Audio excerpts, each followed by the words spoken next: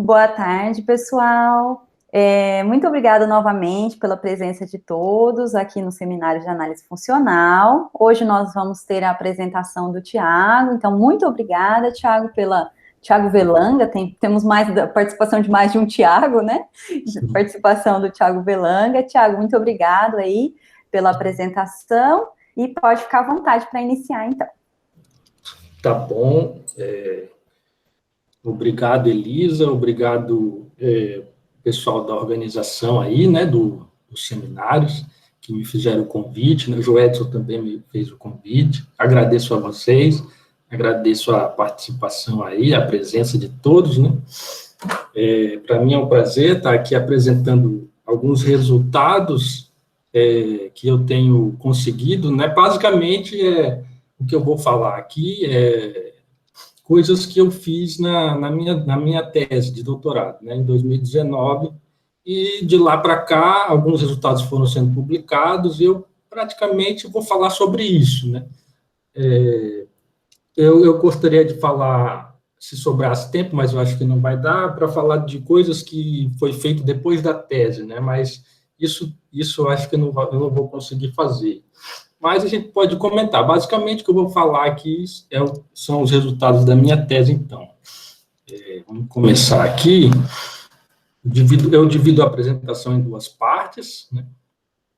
Na primeira parte, eu apresento algumas linhas de pesquisas que foram estudadas individualmente, né, no contexto multilinear, e, paralelamente, mais individualmente, no contexto polinomial. E aí, numa segunda parte, né, da apresentação, eu proponho uma unificação desses dois contextos, né, do contexto multilinear e do contexto polinomial, né.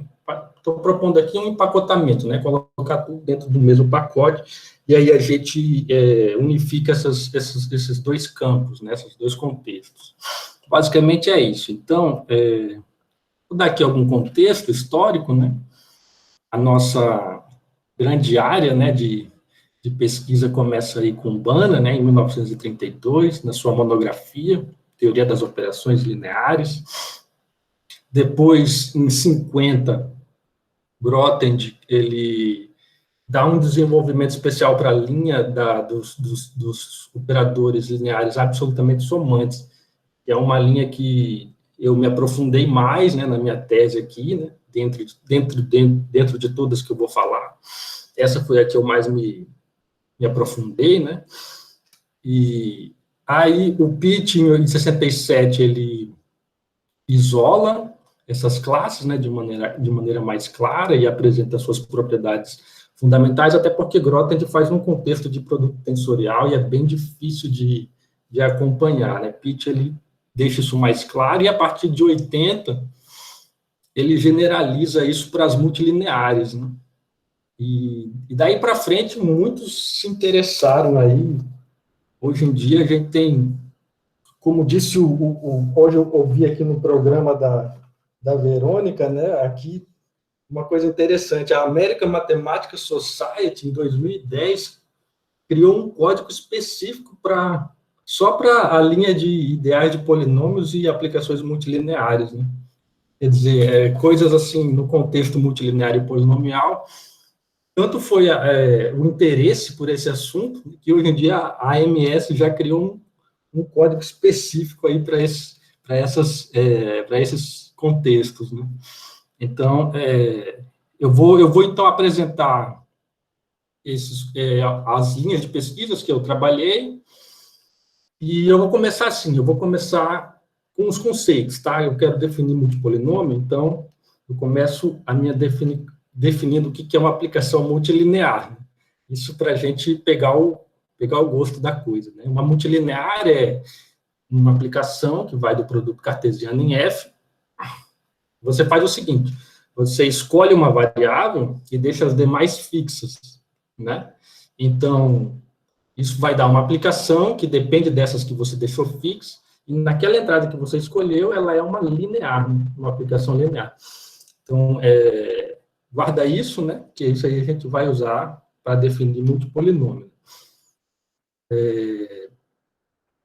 Você tem essa notação, né, notação clássica, de um polinômio homogêneo, é uma aplicação que vai de um espaço só, né, o E, do E no F, e que, quando existe uma multilinear, uma M linear, que na sua diagonal, né, A aplicado em X, em X, em X, né, M vezes, nas M entradas, isso dá igual ao P, né? Ou seja, um polinômio M homogêneo nada mais é do que a restrição de uma multilinear à sua diagonal, né? Então, isso é uma boa forma de você extrair polinômios, né? Você já, da própria definição, já extrai aí os polinômios. Então, gente, você tem a notação clássica aí, né? E outras coisas que a gente precisou, dentro desse contexto, né, de multilinear e polinômios homogêneos, são algumas fórmulas aqui que eu vou usar, né? A fórmula de Leibniz, que calcula a soma na diagonal, né? Isso me dá uma notação combinatória aqui, né? E eu também vou usar a fórmula de polarização, né? A fórmula de polarização é bem interessante porque ela ela avalia, né, o AX1 e XM em termos da sua diagonal, né? E isso é bom para extrair polinômios, né? Então, por exemplo, existe um isomorfismo entre os polinômios M homogêneos e as aplicações multilineares simétricas, exatamente por conta da fórmula de polarização, né, que torna essa aplicação aqui um isomorfismo, né? Então, você pode enxergar polinômios M homogêneos como sendo multilineares simétricas, né? Então, essa relação está estreita aí, né? Por causa da fórmula de polarização, tá? E aqui, depois eu faço, né, uma generalização dela para os multipolinômios, e aí a gente vai encontrar problemas, né? Porque estou extrapolando para os multipolinômios, aí vão aparecer alguns problemas que eu vou comentar depois. Mas essa é a parte básica, né? Tudo isso você encontra no livro clássico aí do nosso professor Jorge Mujica, né? Eu estudei com ele foi meu professor, e ele sempre falava para mim: olha, Tiago, os 2 primeiros capítulos do meu livro, eles são essenciais aí para qualquer um, viu? Quem quiser, não importa a sua área de pesquisa, tem que estudar os 2 primeiros capítulos do meu livro. Aí, eu estudei, né? Apresentei a minha... Tiago, Oi. Todo mundo já ouviu o Jorge falar isso, viu? Todo mundo. É verdade? Parece que a gente está ouvindo ele falar. Eu estudei o livro inteiro. Ah, olha que legal. Eu estudei o livro inteiro do Mujica. Ah, essa é a Daniela que está falando, né? Sim. Assim, é que eu não estou vendo. Você, Daniela. Que legal, Daniela.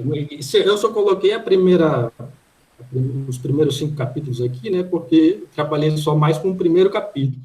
Mas você estudou o livro inteiro, né? Isso daí é muito legal. Tem muita Tanto coisa que nessa versão aí, dessa capa nova, como eu estudei o livro inteiro, né? Apresentei seminário para o Jorge, às vezes tinha umas coisinhas que estava digitado errado, alguma coisa, acho que ele até comenta no prefácio dessa nova versão. O seu nome aparece aqui no prefácio, como alguém que corrigiu, fez correções. Porque a gente estudou o livro inteiro, até tinha coisa que ele já tinha coisa que outras pessoas já tinham falado para ele, né?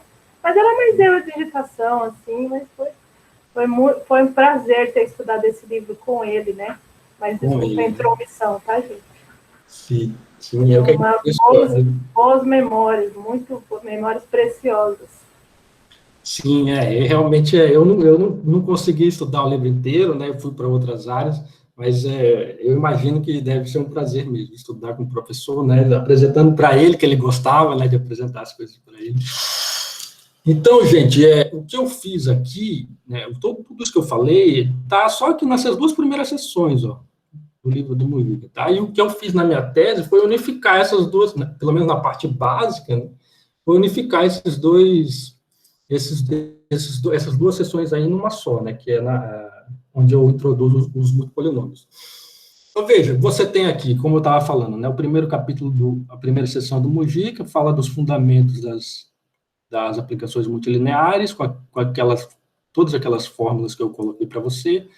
E na seção 2, ele fala aqui, no contexto polinomial, né, sobre os polinômios. Então, eu junto essas duas aqui. Veja que tem linhas que são comuns, né, a esses dois conceitos, né? Você tem, olha, os ideais, eles são estudados no contexto de aplicações multilineares e também no contexto de polinômios, né? Hiperideais, né? Tem o seu paralelo aqui com two-sided ideals, né? Ideais de dois lados. Tem também hiperideais de polinômios, também existe isso daqui. Coerência e compatibilidade, desigualdade de Bonner-Busch-Hill, aplicações absolutamente somantes, tudo isso, né? Individualmente para cada contexto, né? Você tem muitos artigos aqui, só no contexto multilinear, e tem aqui um monte de artigo desse lado aqui, só no contexto polinomial, né? E a nossa proposta é unificar esses dois aqui, esses dois contextos, né? Botando eles fazendo um conjunto só, né? Um pacote só, né? Estudar os dois de uma maneira unificada, né? Uma generalização, né?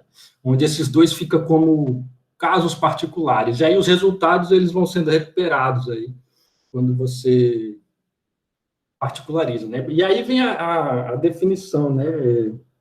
Que permite essa unificação. É a definição que permite a unificação, viu? É uma coisa que poderia ter sido pensado muito antes, né? E, de fato, isso foi pensado em 2009, eu vou falar depois, mas não com essa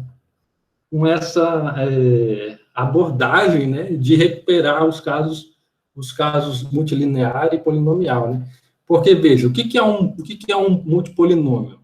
Lembra lá, né, uma aplicação ela é multilinear, quando você escolhe uma variável, e aí quando você fixa as demais, isso vai te dar uma aplicação que depende das outras variáveis, mas naquela que você escolheu, naquela ali, ela é um polinômio N homogêneo, né? Então, no lugar de ela ser N linear em cada variável, no lugar de ela ser linear em cada variável, né, ela vai ser um polinômio homogêneo em cada variável, quando você fixa e deixa as demais. Quando você escolhe uma variável e deixa as demais fixas, né? E aí, o que você tem? Se ela é...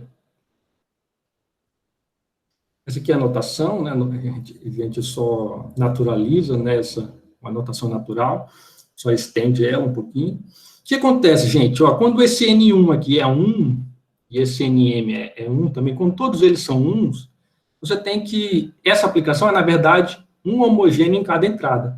Uma aplicação 1 homogênea é uma aplicação linear, né? Então, ela é linear em cada entrada. Então, um multipolinômio é, na verdade, quando você escolhe N1 igual a 1, todos os graus igual a 1, uma aplicação M linear, né? Que são M entradas aqui. M de macaco, né? M linear. E Thiago, quando você faz... Sim. O Cleon levantou a mão, acho que ele queria fazer uma pergunta. Ah, tá. Sim, pode me interromper, fica à vontade, gente. É rápido, é só para eu não... Talvez eu tenha deixado passar. Sim, quando você fala homogêneo, é homogeneidade no sentido de quando sai o escalar, ele sai em valor absoluto? É no sentido de polinômio homogêneo mesmo. Sai o escalar elevado àquele peso, né? Aquele grau. Homogeneidade, né? Isso. Está elevado ao grau de homogeneidade, né? Isso, o escalar ele sai elevado ao grau. Mas é a definição mesmo de polinômio homogêneo. Você fixa todas, deixa aquela lá que você escolheu livre, aí naquela entrada ali, ela é um polinômio NJ homogêneo. Se você escolher a entrada J, por exemplo, né? Aí vai existir uma NJ linear que vai ser igual a essa aqui na diagonal. É isso daí. Certo? Valeu. Desculpa aí. Então, um prazer. Pode interromper quando quiser. Então, gente, isso daí você recupera, né? Você recupera aí as multilineares e recupera também os polinômios, porque é só você fazer esse M de macaco igual a 1, né? Aí você só tem um espaço aqui, ó, que é N1 homogêneo, né? Então, você vai ter uma variável aqui que é um polinômio N1 homogêneo. Então, veja que nos casos extremos, né, você tem multilinear, quando todos os graus são 1s, e você tem um polinômio quando o número de espaços é 1, né? O M de macaco é 1. E aí, Beleza, no meio você tem os multipolinômios aí, né? No meio aí. E, gente, isso daqui foi definido em 2009 por esses dois autores aqui, eles são ucranianos, eles definiram nesse artigo aqui da Topology, né? Eu acho que essa revista não existe mais com esse nome, mas aqui eles dão, o contexto dele é outro, tá? Eles não têm essa visão de recuperar os casos extremos, né? Os multilineares, os polinômios aqui. Eles estão pensando mais em uma coisa bem abstrata e deixa isso passar, né? Graças a Deus isso aí passou. E aí a gente fez tudo que a gente conseguiu fazer, porque eles não perceberam isso daí, né? Então, mas a definição já existe, ela não é nossa e é uma definição bem natural, né? O Daniel sempre me falou que nunca queria ser o dono dessa definição, porque é uma definição muito natural e você é melhor você fazer coisas em cima do que outros já fizeram, né, do que você definir uma coisa nova e talvez pode ser mais arriscado, né, então, mas deu certo, e aí a gente fez aqui a teoria básica em cima disso, seguindo esse outro caminho, né, o caminho dessa unificação que eu falei aqui. A gente define nós vamos usar toda aquela parte básica lá, a gente vai definir algumas notações técnicas, que eu não quero entrar em detalhes aqui, só para falar dessa fórmula aqui, que eu chamei de fórmula 1, que é uma combinação da fórmula de Leibniz com a polarização. A gente combina essas duas aí para conseguir esta fórmula aqui. Esta aqui, ela dá a cara de todos os multipolinômios quando o espaço tem dimensão finita. Quando o espaço tem dimensão finita. O E tem dimensão, vamos dizer, todos eles são iguais, tem dimensão igual a D. E aí você tem aqui P escrito em termos dos funcionais coordenadas, né? E aí os coeficientes aqui estão indexados por matrizes. Eu vou dar exemplo depois para a gente entender.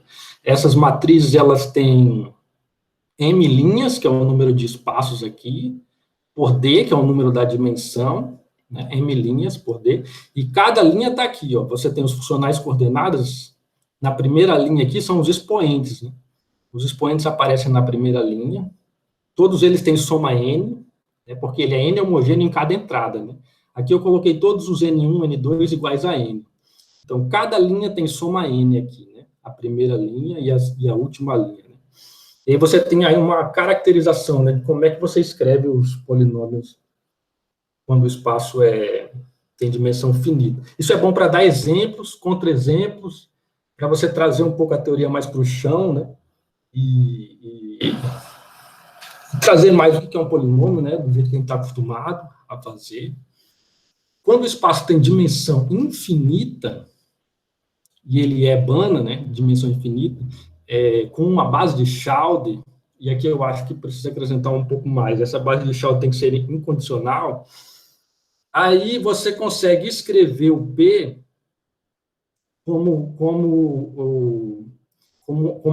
dessa forma aqui, né? P de x1 e xm, em termos dos funcionais coordenadas, né?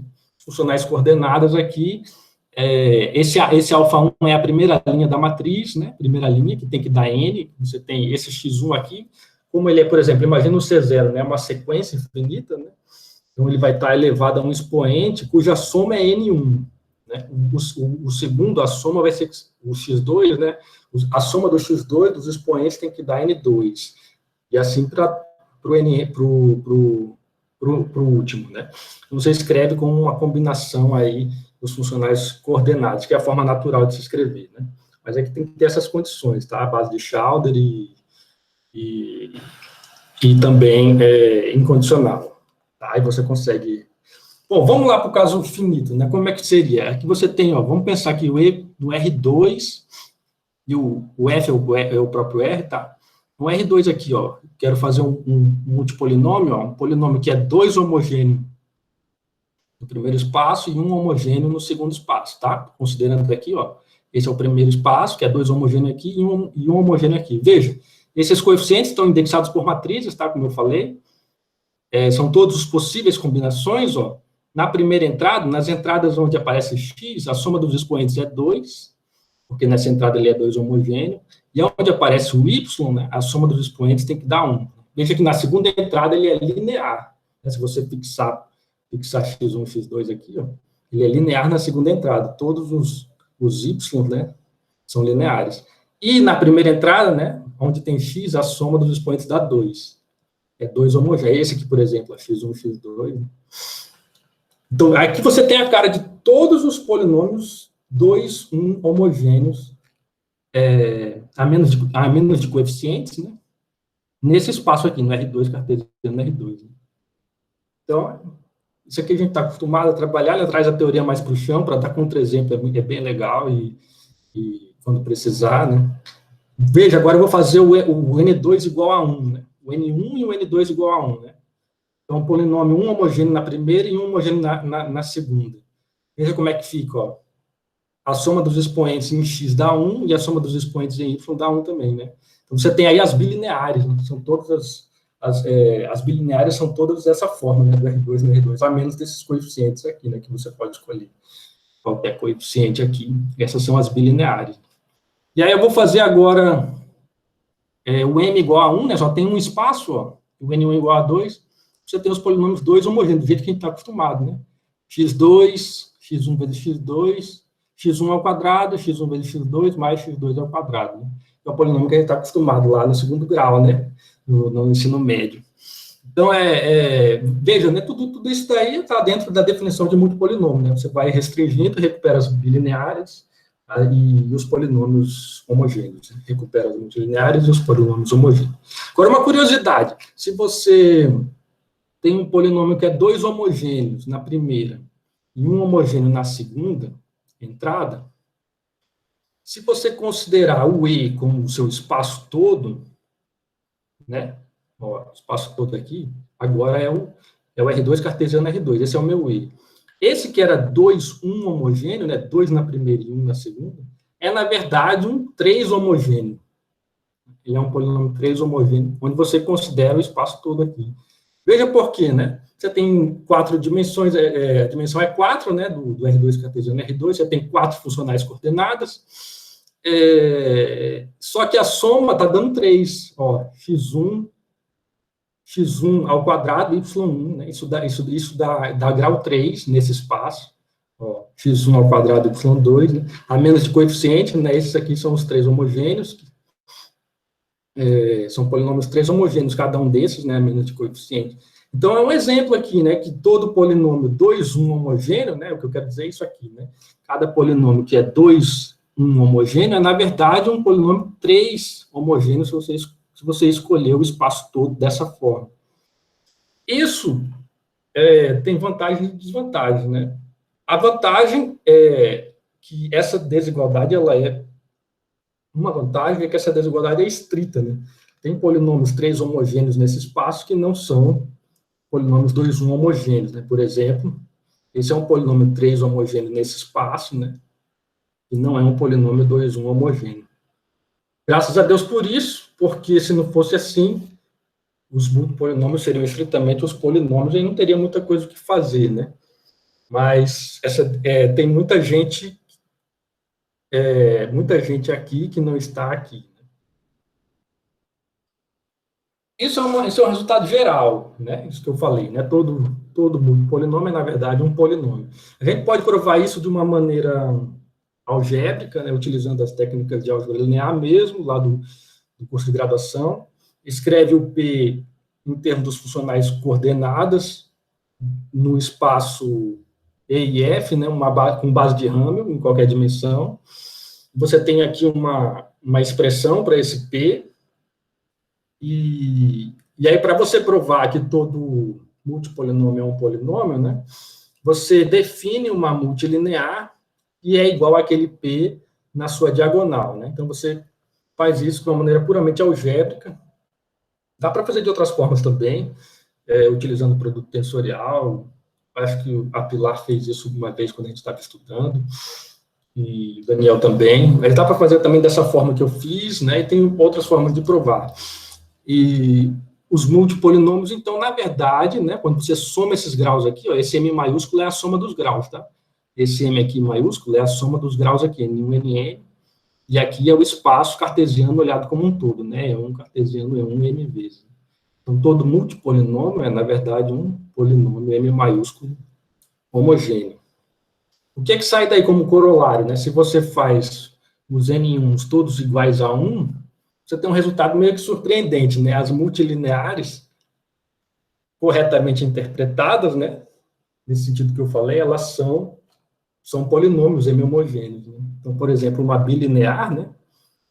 Ela é, na verdade, um polinômio 2 homogêneo, se você olhar o espaço como sendo E cartesiano E, né? E não o espaço todo, né? Sendo E cartesiano, naquele sentido que eu falei. Então, multilineares são polinômios homogêneos, desde que corretamente interpretados, né? Aí você tem aqui... Eu dei aqui mais alguns exemplos, né? Esse aqui em dimensão infinita, né? De que essa desigualdade, de que essa inclusão ela é estrita, né? Alguns exemplos aqui em dimensão infinita, né? No L2, ó, esse aqui é um 3 homogêneo nesse espaço, e não é um 2 homogêneo. Esse aqui é um 3 homogêneo nesse espaço, e não é um 2 homogêneo, né? E aí vem a pergunta, né, assim, que deixa preocupado, né, assim, se todas as multilineares são polinômios, então por que você vai estudar multilinear separadamente, né? Já que é tudo polinômio, vamos estudar só os polinômios aqui, e aí a gente faz a teoria, né, já que está tudo incluído aqui, né? O ponto aqui tem uma justificativa para isso. Se você olhar as multilineares como polinômio, veja o que é que dá a norma, né? Ó, aqui você tem um vetor, ó, que está aplicado. Se ele fosse um polinômio M homogêneo, né, considerado como um polinômio M homogêneo, essa norma aqui no vetor dá a norma do polinômio A vezes a norma do vetor elevado a M. Essa estimativa é muito mais grosseira do que essa aqui. Essa é quando você olha A como multilinear. Essa de cima, quando você olha A como polinômio. Veja, essa estimativa é muito mais grosseira que essa, né? Por exemplo, se for a norma do máximo, o máximo elevado a M, né? E aqui, você tem aqui, isso é muito mais grosseiro do que você aplicar a norma em cada um, né? E calcular essa... Então, quando você está trabalhando com problemas quantitativos, do ponto de vista estatístico, em que você precisa mensurar o tamanho da norma, por exemplo, desigualdade de Bonnet-Bust-Hille, né, encontrar constantes, tudo isso você precisa mensurar a norma, né, saber o tamanho dela, e se ela, quanto mais precisa, melhor. Então, você olha a multilinear como ela deve ser mesmo, né, e essa estimativa é muito mais precisa do que olhar como ela é um polinômio. Então, se justifica, né? Uma forma de você justificar porque que você estuda multilineares como sendo multilineares mesmo, não como polinômios. Por outro lado, se você tem problemas algébricos, né? Ou que você problemas topológicos, ou você tem propriedades dos polinômios, né? Que podem ser recuperados, né? E aí você utiliza você pode recuperar propriedades de polinômio utilizando uma multilinear como sendo um polinômio, né? Isso é uma forma de obter resultados também, né? Você acaba recuperando propriedades de polinômios. Aí, gente, eu fiz uma fórmula de polarização que não é exatamente como eu gostaria que fosse por causa desse resto aqui que aparece. Esse resto aqui ele vai ser 0 quando todos os graus for 1, né, e aí você recupera a polarização original, né, para multilineares simétricas, né, e recupera, mas quando você passa para graus maiores, né, aí aparece um resto aqui, tá? Esse resto aqui atrapalha. Isso mostra que quando você extrapola, né, você pode perder algumas coisas na teoria, né? Você pode perder algumas informações, né? Nem sempre tudo funciona exatamente igual como funcionava nos casos menores, nos casos menos abstratos, né? Então, ao extrapolar, você pode ter perdas, né? E uma delas é a fórmula de polarização, por exemplo, e o isomorfismo, né? Você tem aqui, quando esse M é 1, você tem aquela aplicação chapéu lá do começo que eu falei, né? Os polinômios, eles podem ser vistos como multilineares simétricas, né? E quando esse M é 1, né? Isso é um isomorfismo. Mas quando você aumenta extrapola para os multipolinômios, né? Aumenta esse grau aqui, esse M maior que 1 e esse N1, esse Nzinho aqui maior que 1 também, aí você já não tem mais um isomorfismo aqui, você tem um isomorfismo sobre a imagem. Esse isomorfismo aqui é sobre a imagem, né? Então você perdeu essa informação também, né? Você não pode olhar mais os multipolinômios simétricos como aplicações multilineares simétricas, né? Dessa forma aqui, né? Você não pode mais olhar dessa forma. Isso vai ser um isomorfismo sobre a imagem, a não ser que a fórmula de polarização, aquela lá que eu defini, ela seja exata. Se a fórmula de polarização for exata, ou seja, quando o resto for zero, né, não existir resto nenhum, eu tiver essa cara aqui, aí esse isomorfismo aqui, ele é total, né, sobre o contradomínio. E aí você tem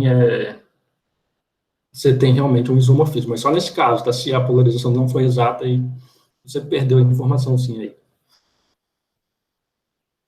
Esse aqui é um exemplozinho que eu dei, é um contra-exemplo, né? Você pode checar aí que esse polinômio que é 2 homogêneos, ele é 2 homogêneo, né? No R2, ele é um multipolinômio que não satisfaz a fórmula de polarização exata, né? Então, para esse caso, aí, nós não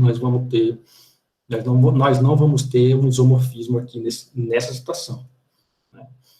Então, um contra-exemplo, tá vendo?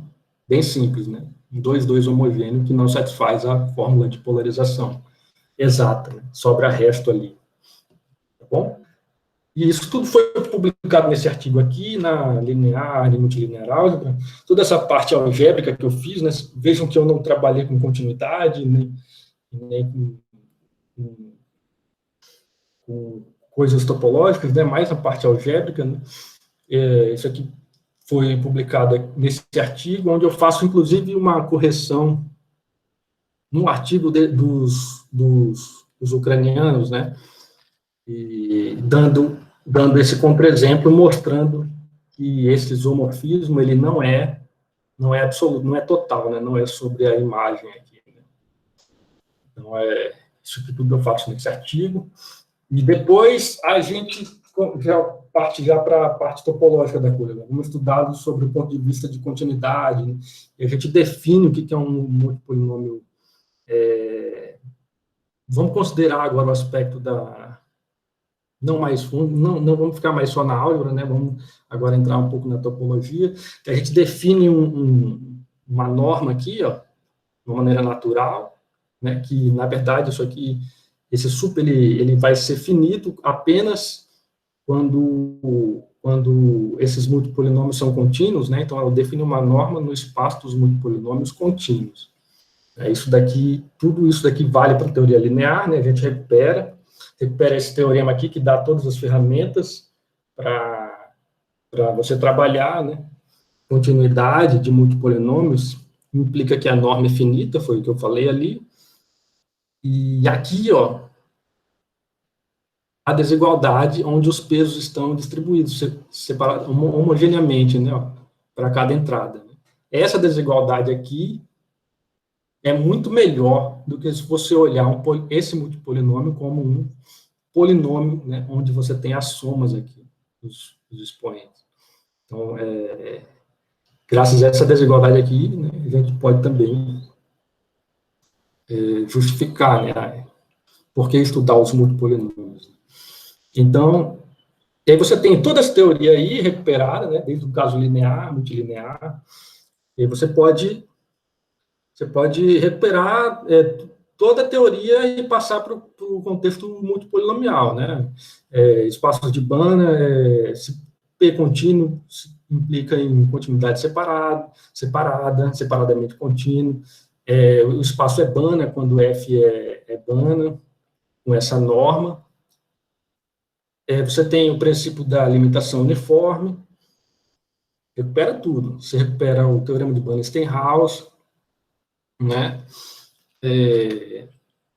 Recupera que convergência uniforme sobre compactos, e aqui já tem material suficiente para você já fazer coisas nas linhas de pesquisas, né? Veja que tudo isso aqui generaliza a teoria sobre um único ponto de vista, né? Os casos particulares são o que a gente estudou, né? Os lineares, multilineares e polinomial. Tudo isso vale para... Todos esses resultados valem nesses contextos, né? Menos abstratos, né? E aqui você já tem ferramenta suficiente para ir trabalhando nas linhas. Eu, particularmente, trabalhei nas linhas de ideais, eu trabalhei um pouco na desigualdade de Bonnet-Hille e me aprofundei um pouco mais na linha dos operadores absolutamente somantes, né? Basicamente, o que eu fiz foi preparar o terreno, né, para depois a galera aí que quiser estudar pega a partir daí e vai aprofundando, né? Eu, como eu falei, em ideais eu só defini o que seria um ideal de multipolinômios e não fui muito a fundo, né? E depois eu fiz a mesma coisa em Bonnet-Hille e depois eu estudei um pouco mais aqui os absolutamente somantes, eu me aprofundei um pouco mais. Mas nesse contexto aqui de multipolinômios, nessa linha de ideais, você define da maneira natural, né? Você tem aqui uma classe, né? Que quando restrita as componentes, você tem um subespaço vetorial, a mesma definição de ideal de operadores lineares, né? De multilineares. Você vai acompanhando isso daí, né? E na hora de definir a propriedade de ideal, você compõe lineares à direita e linear à esquerda, né? Operadores lineares à direita, um operador linear aqui à esquerda, né? Isso vai te dar a propriedade ideal, isso tem que continua pertencendo ao ideal, né? Isso é chamado de propriedade de ideal. Quando você faz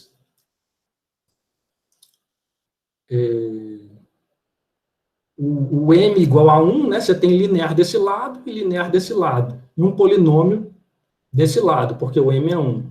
Então, aí você tem o ideal de polinômios. Quando você faz todos esses graus aqui iguais a 1, né, você tem uma multilinear no meio, lineares do lado direito, linear do lado esquerdo. E você recupera, então, o ideal de multilineares, né? É assim que a gente fez. Né? E aí você tem os ideais clássicos aí como exemplos, os contínuos de tipo finito, os aproximáveis, os absolutamente somantes, que foi onde eu estudei um pouco mais, os ideais de aplicações múltiplo somante, né, um pouco mais geral do que essa aqui de cima, são alguns que eu estudei, e como eu falei, né, fazendo n igual a 1, você tem o caso que o Pitt resolveu lá, né, em 71, né, ideais operadores, você tem os ideais operadores lineares, fazendo todos os graus igual a 1, você recupera o ideal de multipolinômios, e também o Pitt fez em 84, e se você faz o M de macaco igual a 1, você tem o ideal de polinômios, que também o Pitt fez em 84. E daí a gente estava no meio do caminho, estudando os ideais, e para dar continuidade, o Geraldo e o Everton estavam estudando na tese na tese, o Everton estudou na tese de doutorado dos hiperideais, aí a gente estava ali, já tinha artigos publicados ali naquela época, e a gente resolveu pedir licença ali para eles, para trabalhar um pouco com isso aí, e acabamos também unificando os hiperideais, né, que existia para multilineares e para polinômios, né, de maneira separada. A gente fez essa definição aqui, que unifica, né, veja, só pela propriedade de ideal já dá para ter uma noção. A gente compõe com multipolinômios, ó, de todos os, tanto à esquerda quanto à direita, né? E se você faz esse n aqui igual a 1, você tem um polinômio do lado direito e um polinômio do lado esquerdo. Essa é a definição do polinômio two-sided, né? Quer dizer, polinômio ideal de polinômios dos dois lados, né? Dos dois lados aqui você tem polinômio, que o Geraldo e o Everton publicaram em 2018, né? Na época em que eu estava mais ou menos trabalhando ali na tese, né? A gente junto aí fez isso aqui, né? E o pessoal da álgebra, Thiago, o pessoal da álgebra chama de ideal bilateral. Ah, tá. Bilateral, legal. Eu não sabia como traduzir, né? Mas você tem aí um polinômio dos dois lados, né? Bilateral aí, né? Um ideal bilateral. E se você faz o n igual a 1, aqui, e o r igual a 1, né? O r é esse aqui, o grau desse r aqui, né? Então, ele vai ser linear do lado esquerdo e m igual a 1 aqui vai ser um polinômio, né? Do lado direito, e aí, polinômio do lado direito, linear do lado esquerdo, aí, definição de hiperideal que o Geraldo e o Everton fizeram em 2016. Né? E aí, se você faz todo mundo igual a 1, esses graus aqui, né, os K1, Kn, né, esses aqui são todos uns, ó. Então, esse que está no meio aqui é uma multilinear. Esse que está aqui do lado é uma linear, do lado esquerdo. Do lado direito são todos lineares, né? Ó, o que dá aqui? Hiperideal de multilineares, né? Então, tudo isso poderia ser feito utilizando multipolinômios, né, dos dois lados, e aí você tem todo esse pacote aí reunido, né, fazendo os casos particulares. E aí eu fiquei muito feliz, porque essa teoria deu fruto aí. Hoje eu estava no exame de qualificação da Verônica, eles estão estudando aí, vão se aprofundar aí, não em hiperideais, né, mas na parte de ideais, e já estão bem avançados aí, fazendo coisas aí nessas linhas, né. Como eu falei, né, eu parei aqui na definição e o pessoal aí está avançando aí. Isso me deixou bastante feliz. E também você recupera o ideal de multipolinômios, tá? Porque todo hiperideal, na verdade, é um ideal, né? Então, você fazendo aqui os casos particulares aqui, você recupera o ideal de multipolinômio, e o ideal de multipolinômio já recupera os outros, né? Então, tudo é um pacote só, né? Depois a gente parou no meio do caminho, porque a gente foi conversar com o Geraldo, né? Geraldo, a gente fez isso aqui, e será que a gente poderia continuar aí, avançar na teoria? Aí o Geraldo falou para a gente, olha, dá para a gente continuar, mas vamos ter que fazer uma linearização, né, para a gente poder avançar. Então, a gente precisa, para avançar nisso aí, vai ter que fazer uma linearização. Aí foi um resultado bem legal, tive muito prazer de trabalhar isso aqui com o Everton, com o Geraldo, né? Para cada multipolinômio aqui, existe um único operador linear, né, ó, recuperando lá, linear, né? Existe um único linear que faz esse diagrama como está aqui, utilizando a anotação de produto tensorial. Isso recupera a linearização de multilineares e recupera também a linearização de polinômios, que o Mujica fez. Ele fez isso daí, a linearização de polinômios. É isso que a gente fez, está nesse artigo aqui, do Artiv, né? Teve outras aplicações aí, não foi só a linearização, mas teve várias aplicações aí no contexto dando vários exemplos aí, no contexto de ideais compactos, fracamente compactos, de posto finito aí, tem muita coisa aí recuperada aí nesse artigo aqui que nós fizemos, né, com o Geraldo aí. Daí eu parei por aí, né, e fui para outra linha, continuei na linha do Daniel, que o Daniel estuda bastante isso aqui, né, a desigualdade de Bonnebusch-Hilley, que foi feita em 1931, né, pelos dois aqui, Bonnebusch-Hilley, ó. A soma P dos coeficientes é dominada pela norma do polinômio, né? Isso para qualquer polinômio. Se somente se esse expoente ele é maior ou igual que 2 vezes m sobre m mais 1. Esse m aqui é o grau de homogeneidade do polinômio em C0. Polinômio em C0. Né? Então, você tem aqui esse polinômio, esse P aqui, esse expoente é ótimo, né? Esse expoente aqui é ótimo. Mas eu não trabalhei muito com essa parte de otimalidade, né? Eu só mesmo me concentrei nessa desigualdade. Essa aqui é a desigualdade versão multilinear, né? Quando aplicada nos canônicos aqui, ó, você tem que a norma P é dominada pela norma da aplicação multilinear, né? Sempre que o P é maior ou igual que 2m sobre m mais 1. Esse m aqui é o número de vetores aqui, né? Porque ela é m linear, então esse m aparece aqui. Então você tem aí Bonnebusch-Hilley polinomial, multilinear, de 1931. Aí a gente foi lá e fez, né, o de multipolinômios. Ó, veja, o que muda aqui? O que muda é esse m maiúsculo aqui, né?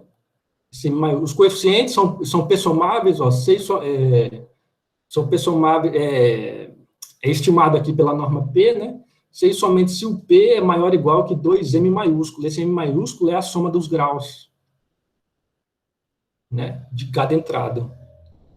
E aí, quando você faz cada grau desse igual a 1, você recupera multilinear, né? Que é 1 em cada entrada, né? Então, fica 1 mais 1 mais 1, m vezes, aí aquele m maiúsculo fica esse mzinho aqui. E quando você faz esse m de macaco aqui, C1, você está aqui na polinomial, né? Então, aí você recupera aqui, ó. Esse aqui é o N1, né? Na verdade, é N1 aqui. Fica 2N1, que é N1 homogêneo, que é o grau do polinômio.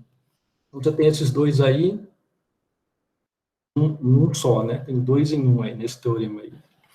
Então, me aventurei por aqui um pouquinho, né? Parei por aqui. Na verdade, tem outros resultados aí, que depois da tese eu trabalhei com as constantes, né? Consegui unificar aqui as constantes ótimas. O Daniel e o Jamilson trabalharam, mas isso é outra história, não vou conseguir falar aqui. Mas até a tese, né, eu parei por aí, né? E aí fui trabalhar com os absolutamente somantes. Esse artigo aqui tem tudo que eu falei até Bonnebusch-Hilley, né? Daqui para frente eu vou falar sobre os multipolinômios absolutamente somantes, que é outra linha de pesquisa aqui, que a gente se aventurou, mas aqui a gente aprofundou um pouco mais, né? Aprofundou um pouco mais, a gente trabalhou com ideais, e aí aprofundou um pouquinho mais aqui. Nesse teorema, a motivação é esse teorema aqui, clássico de 1968, que diz o seguinte: se o E tem base de Schouten condicional, a dimensão do E e do E são infinitas, e todo o contínuo é absolutamente somante, então, na verdade, né, esse E, ele é o próprio L1, e o F é um espaço de Hilbert. Isso é um teorema bastante famoso, né, do Lindenstrauss-Petins, de 68, que motivou o estudo do Daniel na tese dele, né, na tese de doutorado dele. E a gente parte daí, né, aí ele fez muitos resultados aí para multilineares e para polinômios a partir desse daí do Petins, e a gente estudou uma forma de unificar esses resultados, é o que eu vou apresentar para vocês nessa última parte, né? Então, Se a gente definir o eta, essa aqui é uma maneira chave de definir, né, para poder recuperar os casos, né? Sempre a definição é como você define, isso daí é muito importante, eu acho a parte mais importante é como você define, sabe? E aí, para você poder recuperar bem os casos extremos, né? Então, eu defini assim, né? O eta pega como sendo o menor dos t's, tal que, vamos começar do começo, cada um desses espaços é um EM, é um espaço de Banach com base de Schauder incondicional, então ele tem os seus escalares, né, com relação a essa base. Então, a pergunta é, qual seria o menor t, tal que o produto dos escalares está em LT? Né, essa motivação principal aí, eu quero saber. Vamos investigar o seguinte problema. Quando você tem igualdade entre os multipolinômios, né, ou seja, todo multipolinômio contínuo é absolutamente que é um somante, qual é o comportamento desse eta aqui, né, e vice-versa, né?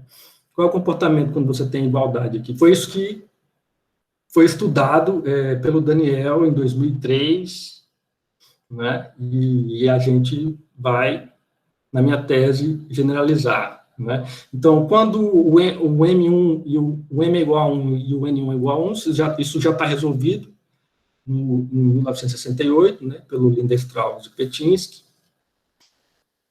No caso multilinear, você tem algumas soluções aí, né, como eu falei, o Daniel aí resolveu aí para esse comportamento do eta aqui, ó, os espaços são iguais, né, cada contínuo é que é um somante.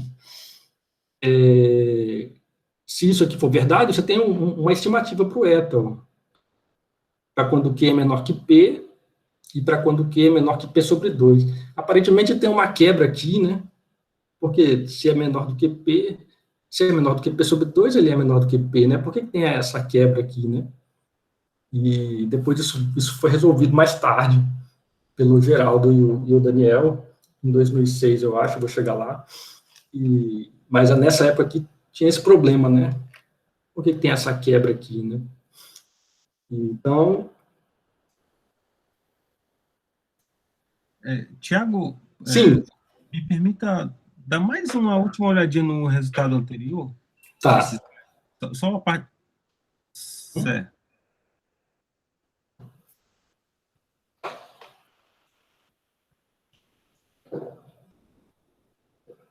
Então, tipo uma recíproca do Peltinsky e Lindenstrauss, é? Porque lá no Peltinsky era que se ocorresse a igualdade, você tinha isomorfismo, não é isso? Isso. E aqui, nesse de CAC que a gente obtém, então, do Daniel, só para eu entender, obtém uma relação entre... Se você tem igualdade... Entendi. Uma condição... Então, ele está procurando condições suficientes para que ocorra a igualdade. Tá, acho que eu entendi.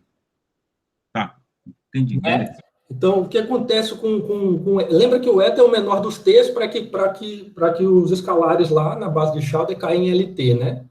Esse aqui é o meu eta. Então, aí eu quero o comportamento para esse eta, né? O que acontece quando você tem igualdade aqui. Tá certo, entendi. Né? Aí, gente... Teve esse resultado aqui, depois teve o resultado... isso aqui foi para multilineares, né? Multilineares, 2003.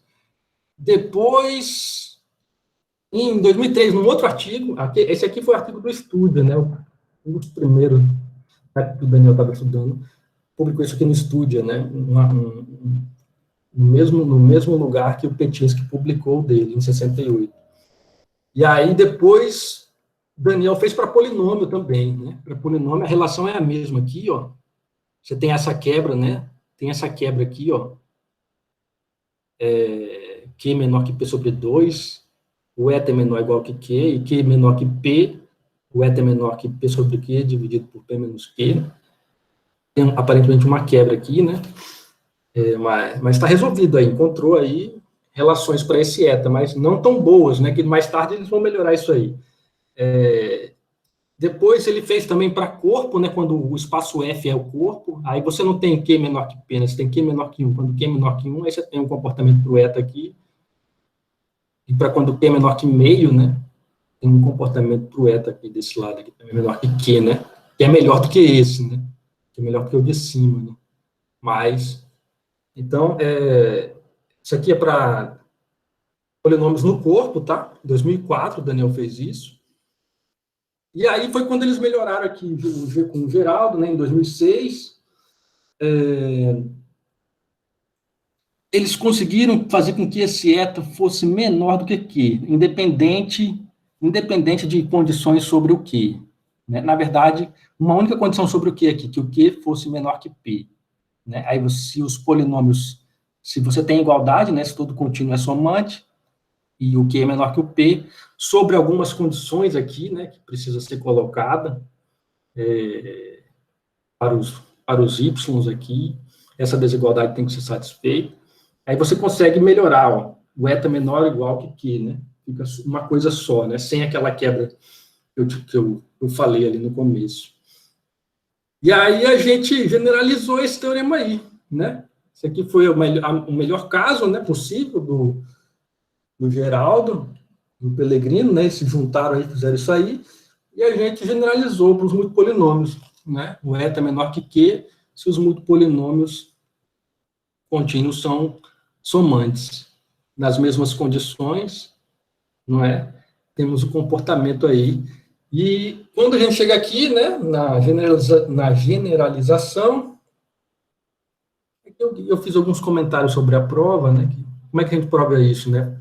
Uma definição adequada para o eta, importante, né? Quando vocês forem trabalhar, né? Definir da melhor maneira possível, né? Isso foi falado hoje na qualificação da Verônica, né? É muito importante a definição, a gente definiu da maneira adequada aqui, seguimos as ideias originais do Botelho e Pellegrino em 2006, e fizemos praticamente a mesma prova, mas a gente faz algumas adaptações, usa um argumento de indução, e sobre J, né? Você vai chegar que o Q é menor do que JP dividido por J mais 1, e depois aí você faz o J aí por infinito, aí você tem que o eta menor que Q, né? Eu estou entrando em detalhes técnicos, né? Mas só comentando a prova de como a gente fez. Depois,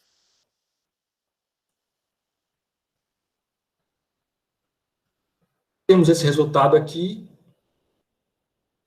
Quando é que o eta é menor que Q, né? Como se fosse uma recíproca, né? Quando o Q é menor que 1 e a dimensão do F for finita, e o Q é menor do que o cotipo de F e a dimensão de F é infinita. A prova disso, esse lema aqui, na verdade, esse lema aqui, né, ele é usado para provar esse teorema aqui.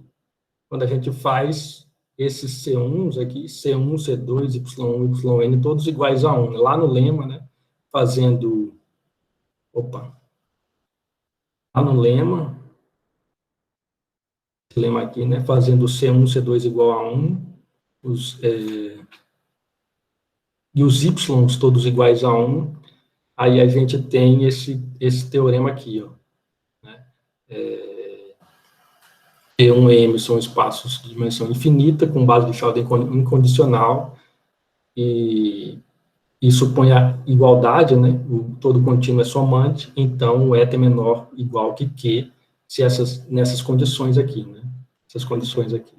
Aí você usa o que eu falei, o lema, né, recuperando aí, fazendo todo mundo igual a 1, e usa também um resultado de Mauret-Pizier, né, eu nunca sei pronunciar direito, deve ser Mauret-Pizier, e eles têm aqui um resultado que a gente também usa e aplica para resolver esse teorema aqui.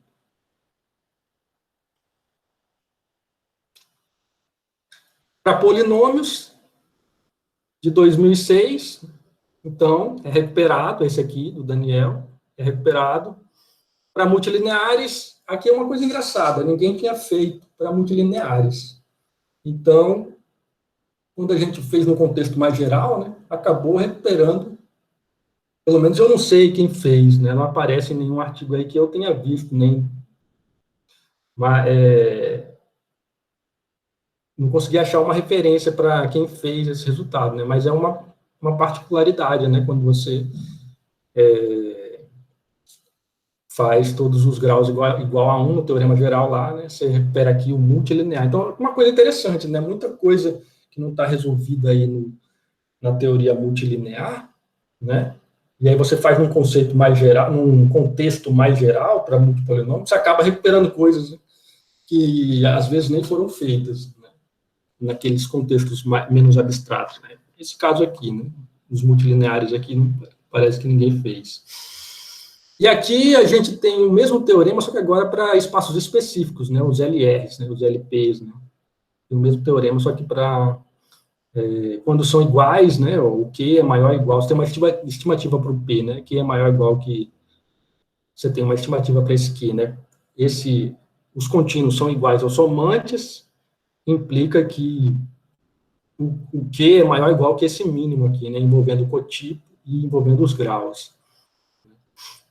E o contínuo é igual aos somantes, se o Q é maior ou igual que esse mínimo aqui,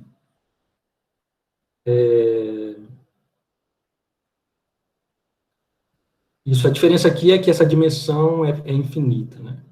Uma estimativa aí. Deixa eu ver o que mais, gente. Isso aqui também sai como corolário, né? No corpo, né? Agora é no corpo, né? No corpo aí você não precisa mais do cotipo aqui. Está trabalhando no corpo, né? O espaço de chegada é o corpo, né? Só tá... recupera esse resultado aqui. Que foi feito em 2006, quando m igual a 1. Como eu falei, esse é um outro resultado que aparentemente ninguém fez para quando todos os N1s, quando os graus são todos iguais a 1, né? Então, um resultado multilinear que aparentemente ninguém fez. Posso estar enganado, mas a gente não encontrou. E aí, gente, toda essa parte aí, né, mais aprofundada aí, que eu estudei no finalzinho da minha tese, está publicada aí nesse artigo da Results, né, a gente trabalhou aqui.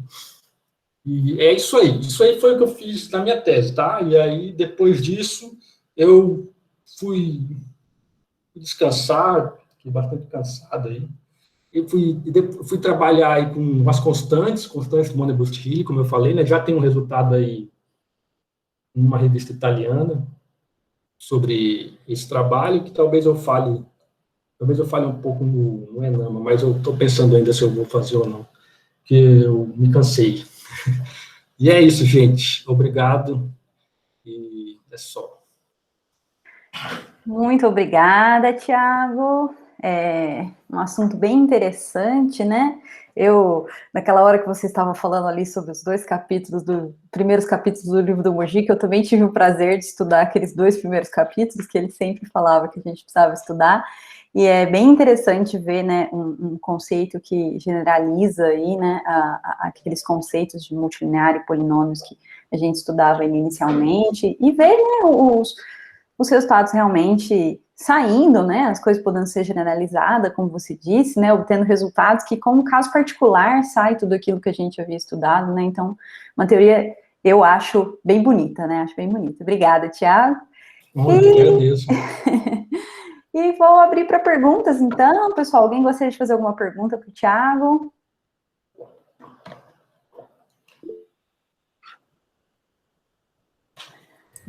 Acho que seria melhor o Tiago parar de compartilhar, né? Que aí a gente fica com a tela. Desculpa, gente, é verdade, eu vou parar aqui. Mas eu acho que ele está vendo a gente agora, não tá? Agora eu estava vendo já, tinha parado, mas agora estou vendo melhor. Eu posso fazer umas perguntas? Sim, pode fazer, Cleber. Uma pergunta de leigo, tá? Então, eu sou leigo também, não se preocupa não.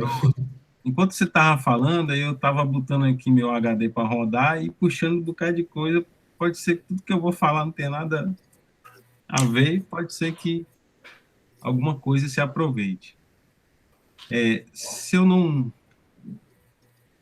me falha a memória, no início da exposição, eu vi um resultado em que ocorria a possibilidade de multilineares, o espaço das multilineares serem isomorfos ao espaço dos polinômios. Havia essa possibilidade. Logo no início, acho que no início, logo no início dos teus slides, eu vi... Tá. É um isomorfismo, né? É um isomorfismo isso. Aí, nos últimos resultados, e você obteve como inspiração os resultados do Daniel e do Lindestral com Peltinsky, né? Sim. Você tem lá igualdade implicando em algo. Isso. Pergunta natural é se você trocar essa igualdade por isomorfismo, se vai obter mesmo resultado ou que tipo de resultado que se obtém. Já que existe a possibilidade de multilineares serem isomorfos a polinômios. Claro que você estava ali trabalhando com absolutamente somantes, mas não deixa de ser uma pergunta curiosa, né, de leigo mesmo, né? Então, só para resumir, parece que existe a possibilidade de multilineares serem isomorfos aos polinômios de... Como é que se fala? Me ajuda? Multipolinômios... Multipolinômios, né? Pronto. Isso. Então, existe essa possibilidade de serem isomorfos. E lá no Lindestral, Daniel Pellegrini, até mesmo os seus últimos resultados, você, quando parte de uma igualdade de dois conjuntos, de dois espaços, conclui alguma coisa. Então, a pergunta natural é se você tiver, em vez de igualdade, tiver isomorfismo, o que se obtém? Né? É uma coisa que me saltou assim aos olhos. Sim. Enquanto também, outra coisa, enquanto você falava, eu estava curioso, porque também na teoria do espaço de bandas se trabalha com fatoração de operadores lineares, né? Sim. E aí você também, antes de eu formular a pergunta, você apresentou um resultado dessa natureza. Um resultado muito interessante, que acho que foi você e Botelho, que você consegue fatorar, né? Em um certo sentido, consegue fatorar. Tem um diagrama lá que apareceu, acho que no meio da sua exposição.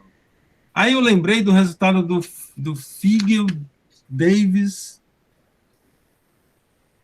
Figel, Jones e Peltinsky. Ele consegue, dado um operador linear, ele consegue fatorar por um espaço reflexivo. Aí eu fiquei curioso de saber se existe uma versão multilinear para esse resultado deles, entendeu? Que é uma pergunta interessante também. Eu puxei aqui na internet o resultado, não consegui encontrar, depois eu posso mandar, é um resultado clássico da década de 70 deles, que até hoje em dia o pessoal vive mexendo nesse resultado. Já vi também eu puxei aqui agora há pouco, não me recordo, mas eu vi para...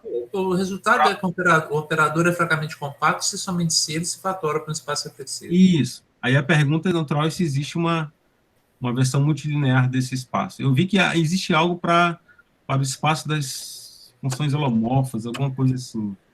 Não sei, eu sou leigo, mas eu fiquei curioso em saber se existe uma versão multilinear. Acho que é uma coisa interessante, né, para se investigar no futuro. Eu fiquei também curioso, nos seus últimos resultados, você apresentou uma desigualdade, essencialmente você tinha uma sequência finita, no espaço F, que era dominada pelo LP ou LQ, né? Você tinha uma soma em norma majorada por uma soma LP, né? E aí você concluía outra coisa. E aí a minha pergunta, se é que faz sentido, é se... Qual é a pergunta? Sim. Se o quão fundamental é essa condição. Se existe contra-exemplos, se você tirar ela, então o resultado deixa de valer, entendeu? Qual é, Cleon? Deixa eu não tô... Você tinha assim a norma de uma... Vou pegar aqui. Deixa eu ver aqui. Fica, os últimos resultados. Nos últimos? Foi. Era uma condição sobre F, para você poder... Condição sobre F. Era uma norma do tipo... Era uma desigualdade, né? Uma majoração pela norma LP ou LQ.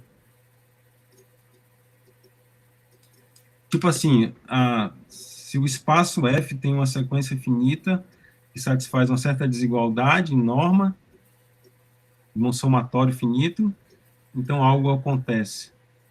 Aí o quão técnica ou essencial é essa condição? Seria esse aqui, fatora Como finitamente? não estava enumerado os slides, aí eu não sei dizer nem qual era. Tiago, coloca para compartilhar a tela de novo. Ah, tá. Deixa eu ver aqui. Uma janela.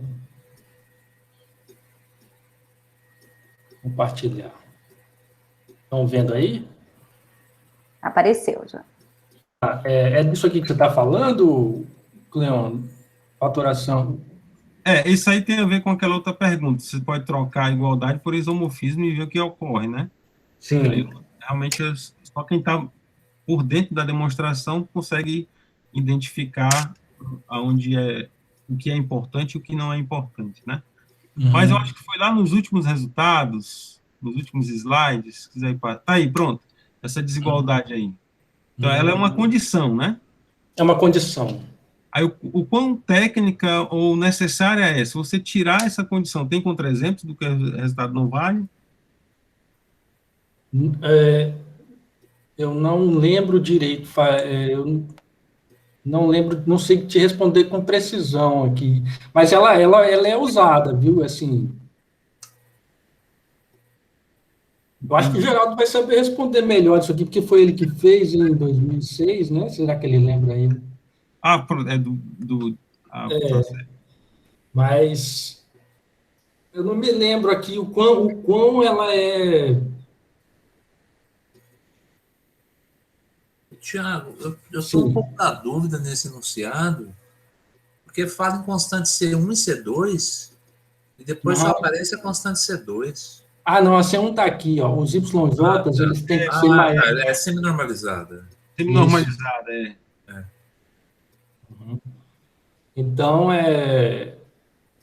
Cleon, isso aqui, essa hipótese, eu me lembro que ela é importante, mas eu não vou saber responder se tem contra-exemplo, se você tirar ela, se você consegue alguma coisa, né?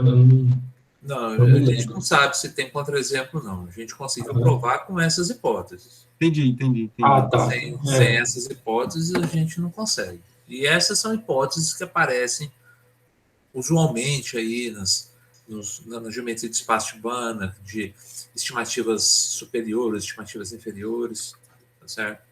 Entendi. Agora, se ela é necessária, eu não sei. Aí eu acho que a gente não tem isso, não. Porque esse tipo de conclusão é muito difícil de se conseguir. Eu imagino. Agora, com essa hipótese, é dura mesmo com ela, né? Então, assim, eu suponho que deve ter contra-exemplo, mas a gente não conhece. Por exemplo, esse próprio resultado, né, também cabe aquela pergunta. Eu não sei nem se é possível ocorrer de o espaço do lado esquerdo dos polinômios absolutamente somantes serem isomorfos ao espaço dos polinômios multilineares, né? Digamos assim, Mas eu tô um pouco em dúvida nisso que você está falando, Cleon, porque isso aqui é um resultado de coincidência. O que está do lado esquerdo da igualdade é um subespaço do que está do lado direito. Então, essa igualdade está falando o quê? Que todo polinômio é Q1 somante. Então não faz sentido. Entendeu? Porque isso aí é um subespaço do outro. Entendeu? Logo no início lá tinha uma relação de ser isomorfo, né? Tem que ver os ambientes. Mas não era com coisas assim, porque a gente escreve desse jeito aí, mas na verdade isso aí está querendo dizer todo polinômio M homogêneo de em F é absolutamente Q1 somante. Entendi. Porque todo somante é contínuo, né? Então, é uma inclusão aí. Porque aí um já é subespaço do outro. Então, entendi. Então não faz sentido. Tá, beleza. Então é isso, valeu. Então, quem sabe alguma dessas perguntas aí se aproveita. Sim, obrigado, Cleon. Obrigado, Cleon. Geraldo, perguntas? Rapidinho, tá? Só para falar, né? Me mencionaram 2 vezes o livro do Jorge, né? E o Tiago pôs a capa lá do livro, né? Só para lembrar que nós mais velhos usávamos esse aqui, ó. Da North Holland, A gente usava esse aqui, ó. O Geraldo falou... Olha lá, ó. Todo mundo tem. O Mujica pediu para eu comprar aquele, porque esse daí é muito caro. É verdade. Né? Aí, quando saiu, os livros da North Holland eram os mais caros que tinham. Aí, quando saiu a nova edição, saiu pela Dover, que são os mais baratos. Os mais baratos, né? Aí ele falou, olha, não compra da North Holland não, porque é muito caro, talvez seja melhor. E também já está atualizado, né? Acho que a primeira versão é de 86, né? É que nessa nova versão, tem uma errata lá no fim de algumas correções, tá certo? Que, inclusive, uma grande parte delas foi a da Daniela que fez.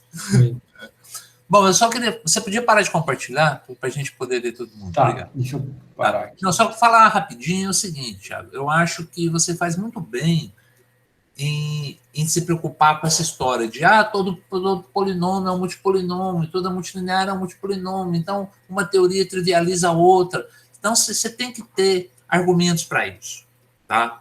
Mas essa, digamos, é uma pergunta que eu sei que ocorre nas pessoas, mas ela é uma pergunta assim um pouco eu não quero usar, não chega a ser ingênuo, mas ela assim, é uma pergunta, digamos, não muito reflexiva. A pessoa não refletiu muito sobre isso, certo? Porque você pensa em situações mais simples, certo? Você estuda matrizes. Alguém tem dúvida que matrizes são um objeto matemático extremamente importante e que merecem ser estudados como matrizes? Não, ninguém tem dúvida. Aí depois você estuda que toda matriz é um vetor de um espaço vetorial. O conjunto de matrizes é um espaço vetorial. Mas então, para que eu vou estudar matrizes? Vou estudar só espaços vetoriais. Certo? Não vou estudar mais matrizes. Tudo que eu fizer para espaços vetoriais vale para matrizes. Então, para que eu vou estudar matrizes?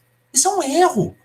Certo? Porque nas matrizes ocorrem coisas que não ocorrem em espaços vetoriais quaisquer. Certo? Então, as duas coisas são importantes. Certo? Você tem que estudar matrizes, porque você descobre coisas com matrizes que você não descobre com espaços vetoriais em geral. Agora, você também tem que estudar espaços vetoriais em geral, porque você descobre coisas lá, você enxerga outras coisas que você não enxergava olhando só para as matrizes. Certo? Então, as duas, não é porque toda matriz é um espaço vetorial que eu vou deixar de estudar matrizes. Certo? E é a mesma coisa que acontece aí. Aquilo que o Nilson falou na sua defesa é um argumento, digamos assim, concreto, definitivo. Tá certo? Tá? As estimativas que você obtém olhando um polinômio como multilinear são estimativas pobres. Tá certo? E para que você vai se contentar com uma estimativa pobre se você tem uma estimativa rica olhando a multilinear como multilinear e não como multipolinômio? Certo? Então, mas isso digamos assim, é uma parte de uma figura muito maior. Certo? A matemática ela evolui sempre nesse sentido de ir ampliando os horizontes, certo? Mas não significa que a hora que você chegou num pico mais alto, aquilo que você passou antes perdeu o interesse. Certo? Porque ali no que você passou antes, tem coisas que lá em cima não tem. Certo? Então, eu acho que você faz bem, quando você fala de multipolinômios, você dá esses exemplos, falar disso, que vale a pena estudar tanto um lado quanto o outro, tá certo? Mas tenha na sua cabeça que isso é uma característica da matemática como ciência, tá certo? E não apenas do que você está estudando, entendeu? Então, isso se aplica para milhões de coisas, tá certo? Todo espaço normando é subespaço do L infinito, isometricamente. Então, não vamos estudar espaço separável. Tá? Todo espaço separável é um subespaço do L infinito, então vamos estudar só o L infinito. Você estuda o L infinito, pronto. Todos os espaços separáveis já foram estudados. É um erro brutal. Tá certo? Porque nos espaços separáveis específicos, você descobre coisas absurdamente ricas que você não descobriria se você estivesse estudando o L infinito. Certo?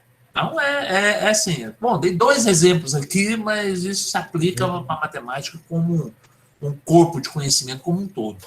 Certo? Então, é assim, é uma pergunta que você deve se preocupar, porque ela certamente cruza a cabeça de pessoas, tá certo? Mas você não deve se preocupar, porque você tem inúmeros argumentos para justificar tanto o estudo de multipolinômios quanto a continuidade do estudo de multilineares e polinômios, mesmo sabendo que existe um conceito mais geral que engloba os dois. Ok? Nenhum mata o outro. Tá? Nenhum mata o outro. Sim. Tudo bem? Então, sim, Geraldo, obrigado. Eu queria ter te falado. Na tese eu não queria falar, porque a tese tem um ambiente mais... Sim, né, sim. Rola alguma tensão e tal, mas hoje, no ambiente descontraído, eu já posso. Já tenho mais tranquilidade para falar isso. E deixa a gente mais à vontade, né? Também para estudar com a cabeça mais... Exatamente. Porque a gente vai estudar com base na crítica que o outro fez, aí fica meio desconfortável, né? Dá um desânimo. Claro. Mas se a gente tem, assim, essa visão aí que você falou, fica bem mais relaxado aí para poder trabalhar em paz. Muito bem. Eu queria também fazer uma intervenção, mas eu acho que o Geraldo já falou bastante coisa e eu também diria que, assim, eu não sou muito versado, né? Comecei a estudar matemática há pouco tempo também. Eu não sei se, por exemplo, você tem uma definição geral, depois você acaba mudando, encontrando outra que é melhor, mas, assim, do pouco de impressão que eu tive e do contato que eu tive com a sua definição, eu acho que ela provavelmente é a que vai ficar. Hoje de manhã a gente teve o exemplo da Verônica, quando ela foi estudar os ideais, generalizar o conceito de ideais injetivos e sobrejetivos, e ela precisou da força máxima da sua definição, e é realmente... Outra coisa que também me chamou a atenção é que ela serviu para diversas áreas, ela não é só nas áreas de ideal, que é uma área que eu tenho mais contato e tudo mais, mas ela também serviu para as desigualdades, como o Daniel é fã das desigualdades também, né? E isso, enfim, então eu acho que é uma ótima definição. E outro favor que eu queria te pedir é que, justamente, quando a gente fez aquele trabalho, foi em 2018, você não tinha defendido ainda. Eu acho que eu só tenho um manuscrito das suas primeiras versões da tese, se eu pudesse me enviar a sua tese completa. Sim, claro, manda um e-mail para mim e eu te mando, pode pedir o que você quiser, eu mando para você, sem problema. Só queria a tese mesmo para dar uma olhada e muito bom trabalho. Obrigado, Everton. O que você precisar, pode entrar em contato, quem também quiser, alguma coisa aí, a gente está disponível aí. Esse formato foi o Google que atualizou? O que houve? Porque... Foi atualizado essa semana, mudou o formato do Google Meet. Também percebi a mudança, dando aula aqui. Tá diferente. Talvez, Everton, se você desligar e ligar de novo, volta ao que era antes. Eu acho que ainda tem como usar o formato anterior por um período menor de tempo aí, mas tem que clicar no botãozinho na hora que você está entrando. Antes de entrar, tem que clicar no botão específico. Nossa, eu nem percebi que mudou alguma coisa. Joedson tinha levantado a mão? Pode fazer sua pergunta, Joedson. Tinha sim, estão me ouvindo bem? Eu estou só com o fone do computador. Mas Cleãozinho está com uma mãozinha levantada. Quer falar primeiro, Cleãozinho? Deixa as autarquias falar primeiro aí. Desculpa, eu esqueci de baixar a mão. Tá bom. Tiago, parabéns aí pela apresentação, cara. Assim, cada vez que eu vejo esse tema, eu me encanto, né? Geralmente eu me encanto por tudo, mas tem coisa que chama assim mais atenção.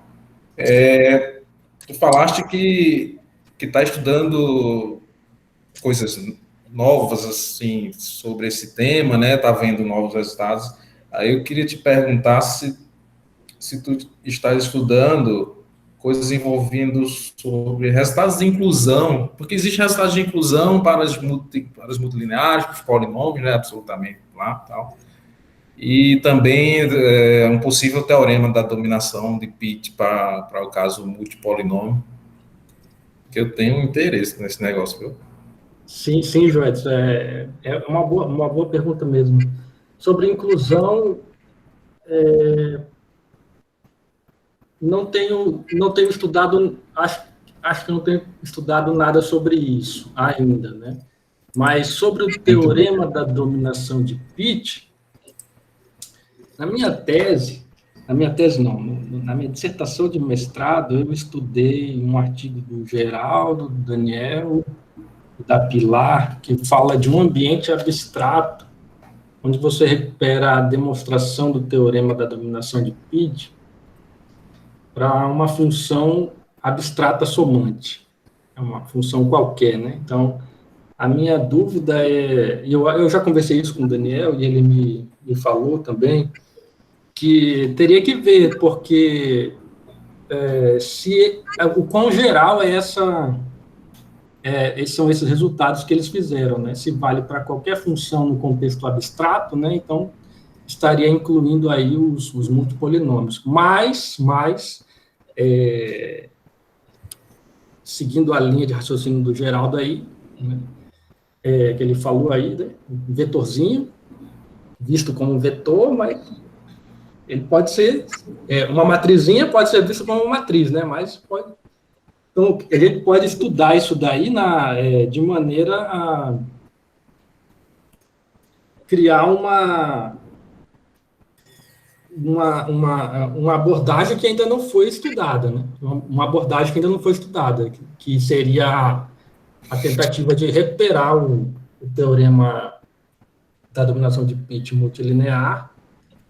E o polinomial, eu não sei se existe, né? Não sei se existe existe, Geraldo, existe, né? Um teorema da dominação de Pitt para polinômios.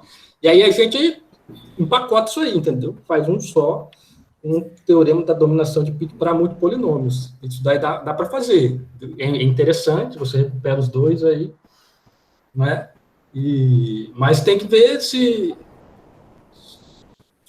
o quão interessante vai ser, né? Em vista desses resultados aí que já existem, né, sobre funções mais abstratas, né, somantes. Talvez o Geraldo saiba. O Joedson sabe muito bem. Não precisa me chamar, não. Joedson é expert. A versão que você estudou na sua dissertação, do artigo do Geraldo, com Pilar e Daniel, já recupera o caso polinomial, sim. Já recupera, né? Já. E eu com o Daniel, a gente tem uma versão que a gente melhora, essa do Geraldo, Pilar e Daniel. Lá eles pediam 3 hipóteses, a gente derruba, fica só uma hipótese. Legal. Essencialmente, lá tem 2 funções R e S, não sei se você lembra. Lembro. Pronto, a gente deixa uma condição de continuidade só para R. Então, a S fica totalmente arbitrária. Tá. Sem hipótese alguma sobre ela. E aí a gente consegue. Depois eu passo esse teorema desse artigo. Sim.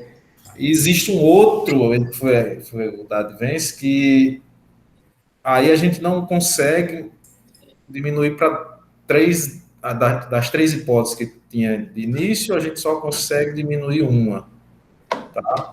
Mas aí aparece um teorema da dominação, principalmente para as aplicações multilineares dominadas, e aí aparece uma coisa de peso lá, enfim, tal. Mas seria uma boa. Se você quiser, a gente troca figurinhas depois Sim. E aí vê. Né? Vamos brincar aquelas. Sim, Joedson, é um prazer para mim. Eu gosto muito desse resultado, assim. Estudei na minha dissertação, né? Mas faz muito tempo, viu? Eu vou ter que estudar mais aí. Vocês já fizeram muita coisa aí depois de 2010, né? Mas é assim, um vai complementando o outro. O Thiago e o Joedson, eu acho assim que aqueles teoremas gerais, eles valem para funções arbitrárias, vão valer para multipolinômios, eu não tenho a menor dúvida. Eu acho assim que vai sair um teorema de fatoração. A questão é que eu não sei o que fazer com esse teorema. Tá? Então, eu acho assim que você consegue ajeitar para cair naquelas hipóteses e você obtém um teorema daquele tipo. Talvez inclusão, né, Geraldo? Aí a questão é o que fazer com esse teorema. Né? Por isso que eu perguntei se tinha resultados de inclusões também. Pode ser ir para teorema de inclusão. Aí sim. Não, eu acho que eu não tenho nenhum resultado de inclusão que eu me lembre. No contexto somante, né? Absolutamente somante. Né? Eu acho que só o teorema de Pitt vai ser algo... Não, é só razoavelmente simples. É só mais uma aplicação. Aí teria que ver se fosse para teorema de inclusão, aí sim poderia ser algo interessante. Nessa linha. Obrigado, viu? Obrigado, João Edson. Tinha uma outra coisa que eu queria falar e eu esqueci, que é que o Thiago falou na apresentação dele, que tem determinadas coisas que ele achava que não sabia se estava feito, que o Daniel tinha feito para polinômio, não sabia se valia para multilinear. A questão é a seguinte, Thiago, muitas vezes essas coisas são muito... Uma vez feita para o outro segue muito igual. Então, acaba ninguém fazendo porque é praticamente a mesma coisa. E principalmente no sentido de polinômios para multilineares. Tá? Se vale para multilineares, não é muita garantia de que vale para polinômios. Tá? Porque em multilineares, muitas vezes, a gente usa o argumento de fixar variável. Em polinômio, você não pode fazer isso. Tá? Agora, se vale para polinômio, vai valer para multilineares. Certo. Então, aquele teorema nosso é para polinômio, então você pode ter certeza que a mesma demonstração vai valer para multilinear. Certo? Agora, a volta não. A volta tem que tomar cuidado. Certo? Mas, então, muitas vezes essas coisas assim acabam... Não é que elas passaram batidas, elas não foram escritas porque a demonstração vai ser praticamente a mesma. Certo? Naquele específico que você falou, é o caso. Certo? Então... Agora, se tiver feito para multilineares e não tiver feito para polinômio, aí sim, pode confiar que para polinômio pode não dar certo. Certo? Ou seja, muito mais difícil do que é o caso de multilineares. Tá? Mas a volta, se foi feito para polinômios, quase certamente, a menos de um conjunto de medida nula, vai valer para multilineares também. Ok? Tá certo. Mais alguma pergunta? Algum comentário, pessoal? Mas você não falou nada hoje, bichinho. Tá meio aborrecido hoje, né? Não. Não ganhou ontem, rapaz. Tô absorvendo essa informação ainda. Tô feliz aqui em rever muitos rostos conhecidos e a palestra de Thiago, como sempre, é muito legal, mas eu não tenho nenhuma informação, nenhum comentário por hoje, não. Deixa você aí com o seu Mengão aí que ganhou aí. Fico feliz aqui que um bocado de time do Nordeste eliminou um bocado de galera aí. Nordeste tá bombando, né? Vida que segue, Nordeste tá bombando. 6 times na Copa do Brasil classificado. Você ainda vai virar a Copa do Nordeste. Copa do Brasil vai virar a Copa do Nordeste, assim, velho. A Copa do Brasil está muito fraca esse ano, né? É isso aí, pessoal. Bem, pessoal, se não houver mais nenhuma pergunta, nenhum comentário, eu gostaria de agradecer ao Thiago Velanga mais uma vez pela disponibilidade para dar a palestra, parabenizar aí pela apresentação, porque foi bem legal, tá certo? Muito obrigada, Thiago. Eu que agradeço, Elisa. E agradeço a todos também aí pela presença mais uma vez, tá certo, pessoal?